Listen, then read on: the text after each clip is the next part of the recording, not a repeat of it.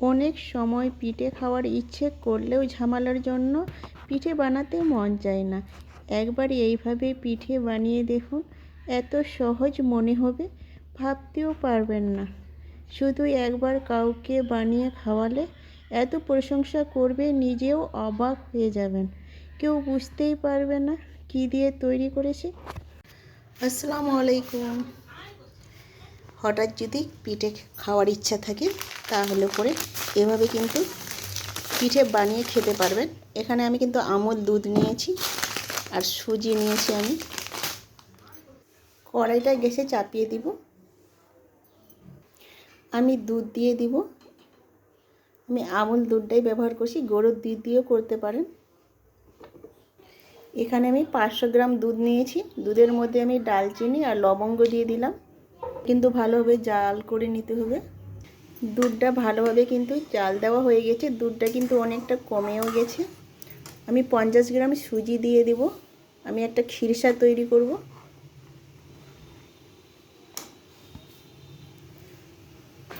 দেখো অনেকটা কিন্তু ঘন হয়ে গেছে। এবার আমি চিনি দিয়ে দিব।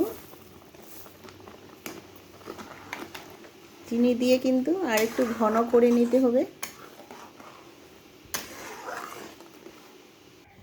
আমার খিরসাটা তৈরি হয়ে গেছে। দেখো মানে ক্রিম ভাব হয়ে গেছে, ক্রিম মতো। আর কিন্তু আমি জাল দিব না, তুলে নিব। ঠান্ডা হলে কিন্তু জমে যাবে। একটা বাটিতে আমি তুলে নিচ্ছি। বাটিতে তুলে নিয়েছি আর কড়াইটা দিয়ে পরিষ্কার করে আবার গ্যাসে চাপিয়ে দিলাম। আমি দুধ দিয়ে দিব। 1-1.5 কাপের মতো আমি দুধ দিব। ছোটো এলাচ দিয়ে দিব, আমি থেতো করে নিয়েছি। দুধটা ফুটে গেছে, আমি গুঁড়ো দুধ দিয়ে দিব। ভালোভাবে কিন্তু নাড়তে হবে। একটু চিনি দিয়ে দিব আর একটু জাল দিয়ে দিব। একটু ঘন হলে কিন্তু হয়ে যাবে।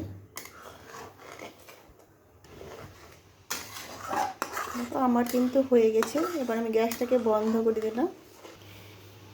এখানে পাউরুটি নিয়েছি আমি। পাউরুটি ছিল এটি বাড়িতে। এবার আমি সাইডের লাল অংশটাকে কেটে নিতে হবে।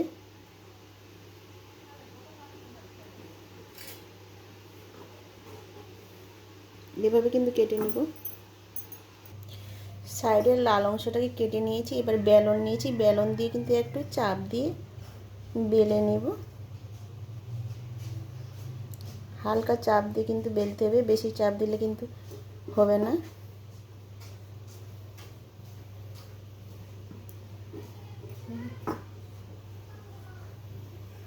দেখো এইভাবে কিন্তু বেলে নিতে হবে। আমি দুটো বেলে নিয়েছি। এখানে আমি যে খিরসাটা তৈরি করেছিলাম, খিরসাটা আমি একটু দিয়ে দিলাম। বেশি দেওয়ার দরকার নেই। এর উপরে আমি দুটো রুটি ব্যবহার করছি, এর উপরে আমি দিয়ে দিলাম। ভালোভাবে কিন্তু একটু চাপ দিয়ে দিতে হবে। চাপ দিলে কিন্তু হয়ে যাবে। এটা গ্লাস নিয়েছি, এভাবে কিন্তু আমি কেটে নিব।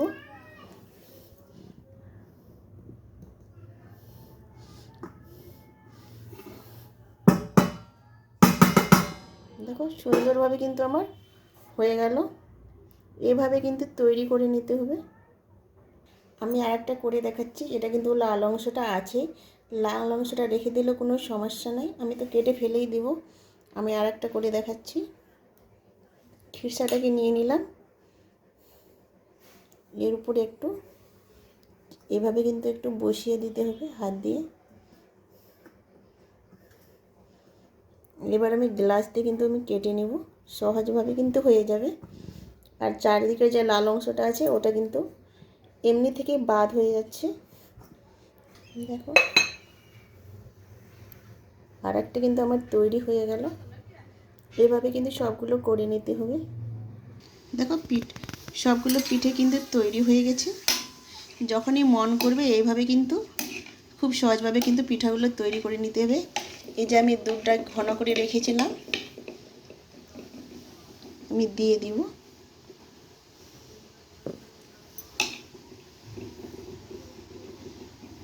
আর খেতেও কিন্তু দারুণ লাগে এই পিঠেটা। খুব সিম্পল হবে কিন্তু এই পিঠেটা, কোনো ঝঞ্ঝট নেই, কোনো ঝামেলা নেই, তাড়াতাড়ি কিন্তু করে নিতে পারবেন। আর কাউকে খাওয়ালে কিন্তু তাড়াতাড়ি করে খাইয়ে দিতে পারবেন। দেখো আমি কিন্তু দেওয়া হয়ে গেছে দুধটা, আমি একটু সাজিয়ে নিলাম। দেখতে কিন্তু দারুণ হয়েছে, মুখে দিলে কিন্তু মিলিয়ে যাবে। একবার কাউকে খাওয়ালে পরে কিন্তু প্রশংসা করবে।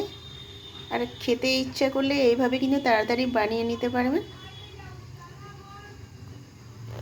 ভিডিওটা শেষ করলাম, আল্লাহ হাফেজ।